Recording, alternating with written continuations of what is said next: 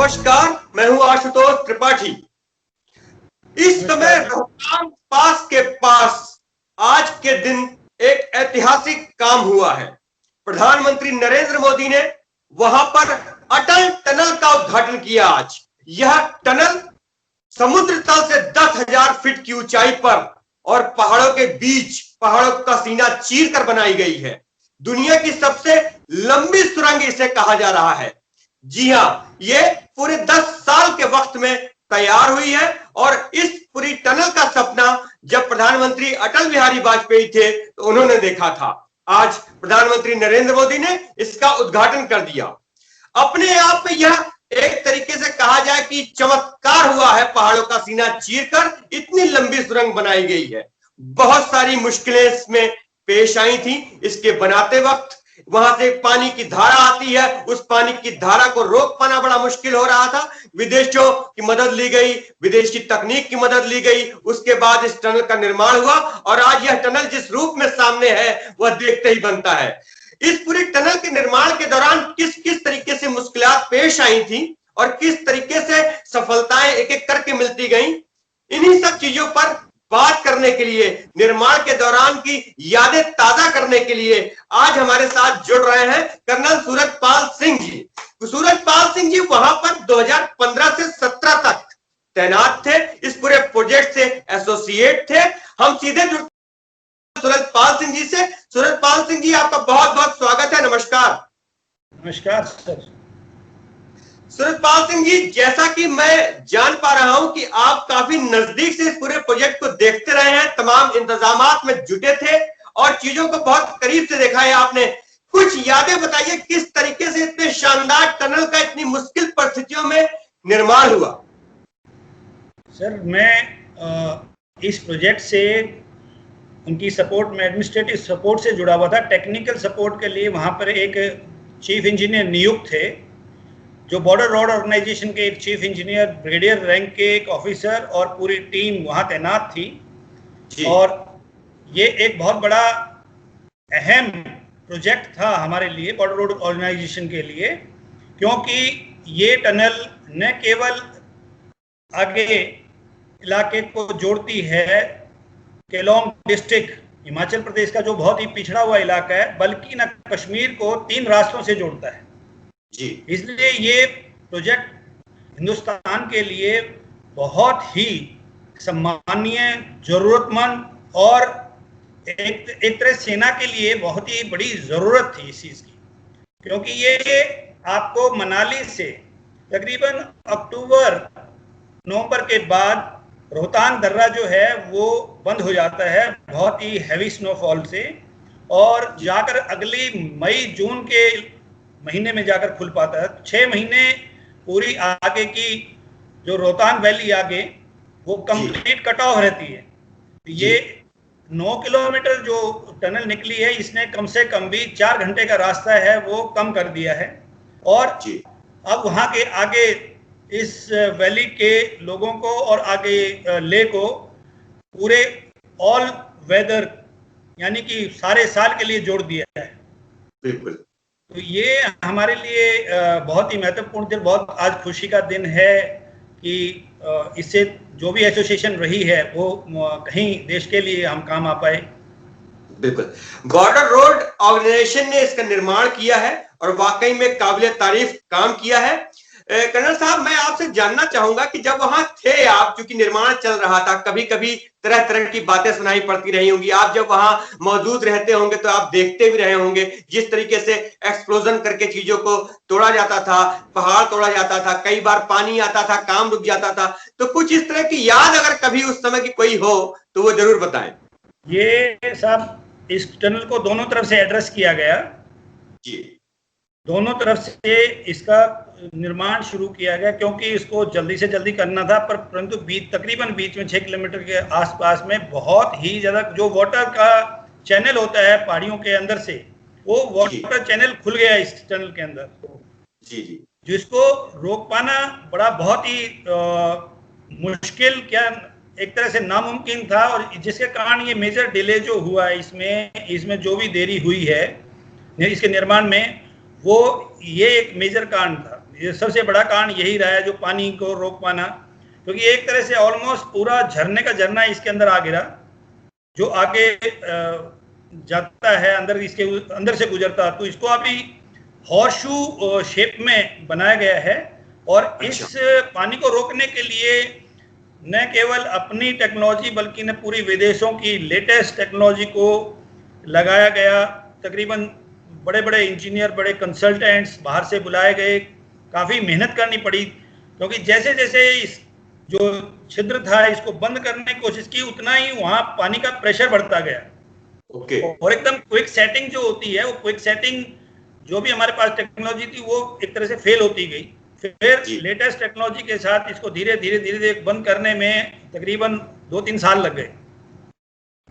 ये बहुत ही महत्वपूर्ण था, और क्योंकि इसके आगे इतना पानी था कि इसके आगे हम बढ़ ही नहीं पा रहे थे। मतलब उस पानी के दौरान जो हमारे इंजीनियर थे, जो बॉर्डर रोड के इंजीनियर थे, बाहर से विदेशों से जो मशीनें थी, वो उसमें काम ही नहीं कर पा रही थी उससे आगे, क्योंकि पानी इतना आ रहा था।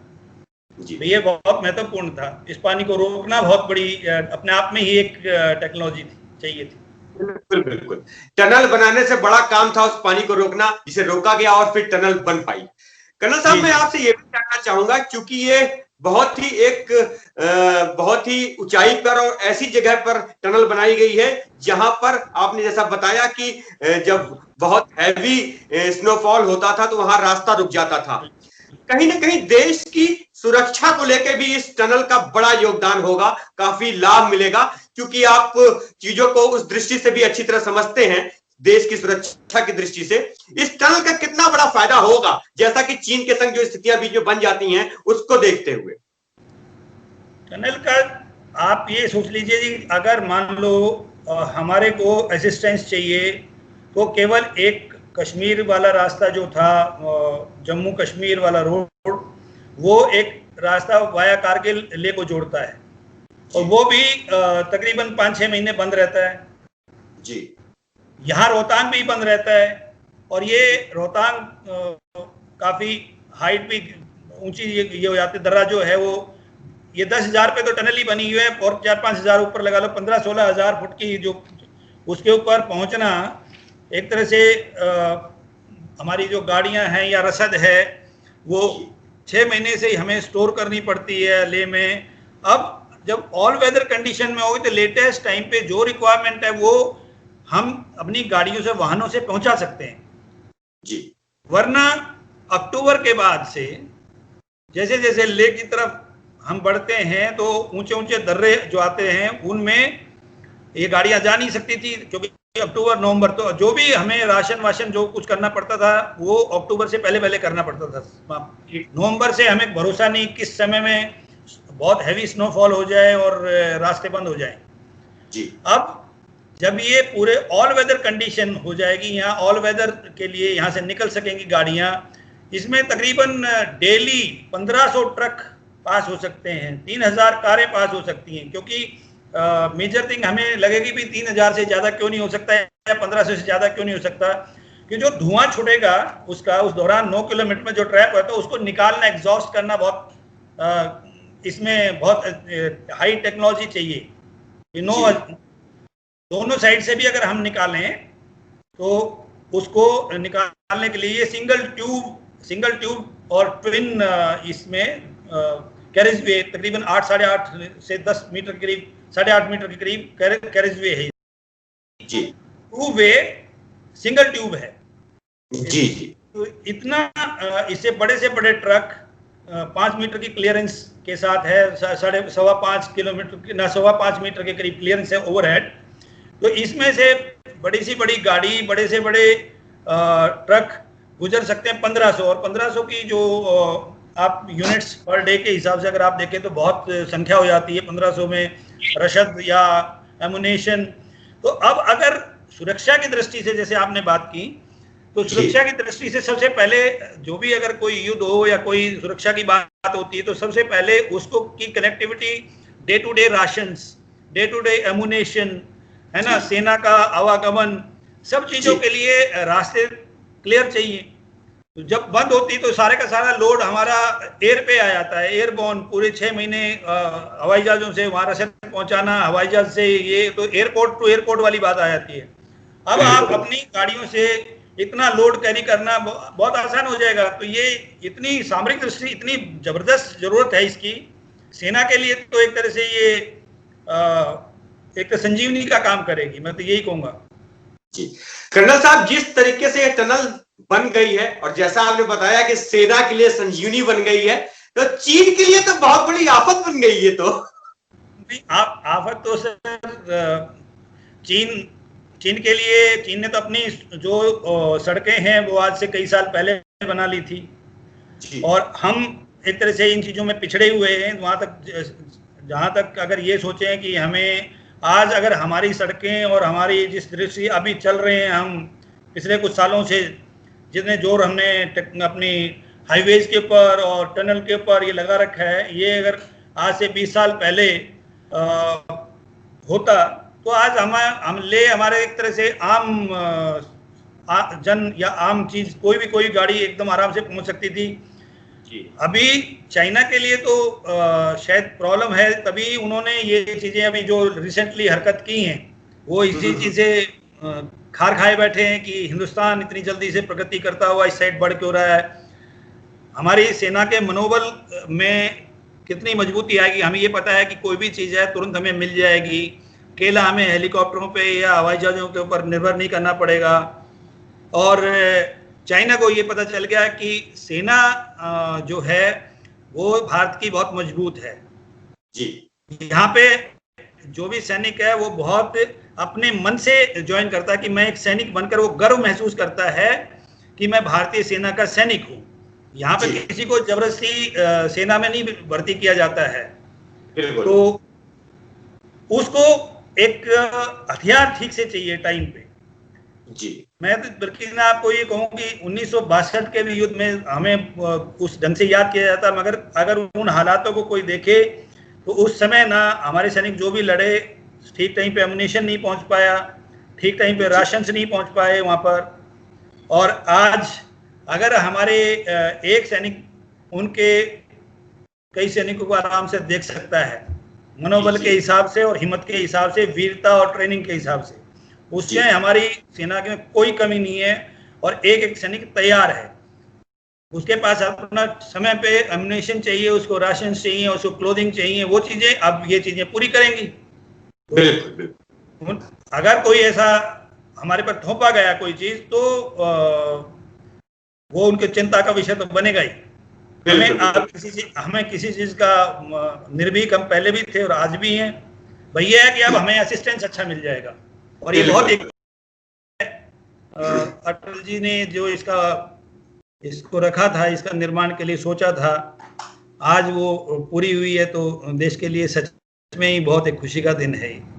अटल टनल के नाम से पहले बीच में इसको रोहतांग टनल के नाम से भी जाना जा रहा था, कन्वर्ट किया था इसका नाम रोहतांग टनल। अभी अटल टनल जो प्रधानमंत्री जी ने किया है, तो ये सच में ही एक प्रगति की तरफ हमें सब भारतीयों के लिए गर्व की बात है। बिल्कुल बिल्कुल बिल्कुल। कर्नल साहब, जिस तरीके से इसका नाम पहले रोहतांग टनल से अब अटल टनल हो गया है, तो अटल टनल, अटल का अर्थ ही बहुत गंभीर और बहुत मजबूत होता है। अटल हिमालय की तरह अटल है, और ये अटल रास्ता बन गया है कि कभी इसको ना रुकना है ना कोई वो है, बिल्कुल खुला रहेगा। और इसमें आपको ये बता दें जी, लेटेस्ट टेक्नोलॉजी के हिसाब से इल्यूमिनेशन, सीसीटीवीज और हर चीज को सोच के इसके बारे में जो लेटेस्ट टेक्नोलॉजी के साथ स्टेट ऑफ आर्ट है इसमें, यानी कि एग्जॉस्ट फैंस जो लगाए गए हैं, जिस तरीके से अंदर के धुएं को बाहर फेंकना, जो गैसेस को बाहर फेंकना, साथ साथ इल्यूमिनेशन जो इसका है बिल्कुल दोपहर जैसा एक तरह से वो रहेगा, पूरी लाइट। और सीसीटीवी कैमरा, कोई एक्सीडेंट वगैरह गलती से हो भी जाता है, 80 किलोमीटर/आवर की स्पीड से इसको डिजाइन किया हुआ है। और इसमें एस्केप रूट्स भी हैं, तकरीबन 150 मीटर के ऊपर टेलीफोन लगे हुए हैं, हाइड्रेंट्स लगे हुए हैं, फायर का कोई केस हो जाता है तो मतलब कोई कमी नहीं है। बहुत ही मेहनत करके और सबसे सस्ते रेट पे बनाया गया है, कोई ज्यादा नहीं। देखो 9 किलोमीटर 3300 करोड़ रुपए, कोई बड़ी वो नहीं है। बिल्कुल बिल्कुल बिल्कुल।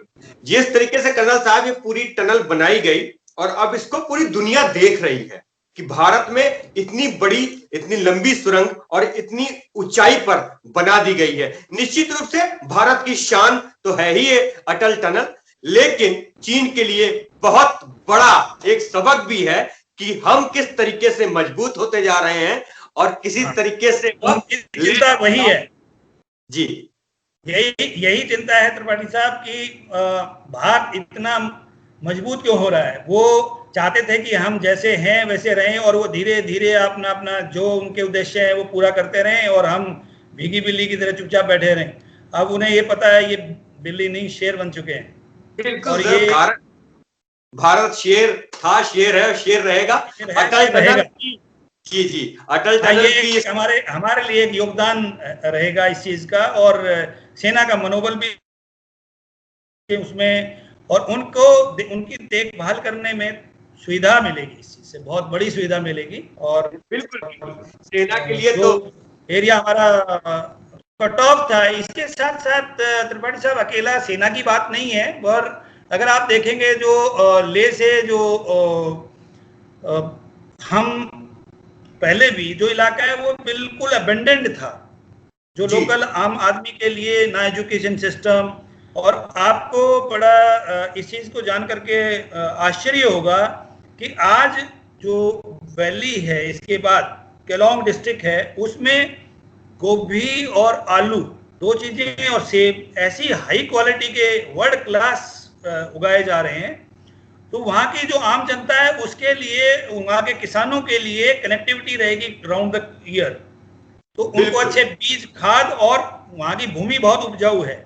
आप अभी देख लेंगे कि जो ठंड में बर्फ पड़ने से पहले पहले जो सब्जियां आ रही हैं, ये सब्जियां नीचे चंडीगढ़ और पंजाब, हरियाणा, चंडीगढ़, हिमाचल, मंडी के जो डिस्ट्रिक्ट वगैरह, इनमें कंप्लीट सब्जी इस वैली से जाती है और वर्ल्ड क्लास एप्पल यहाँ पैदा होता है।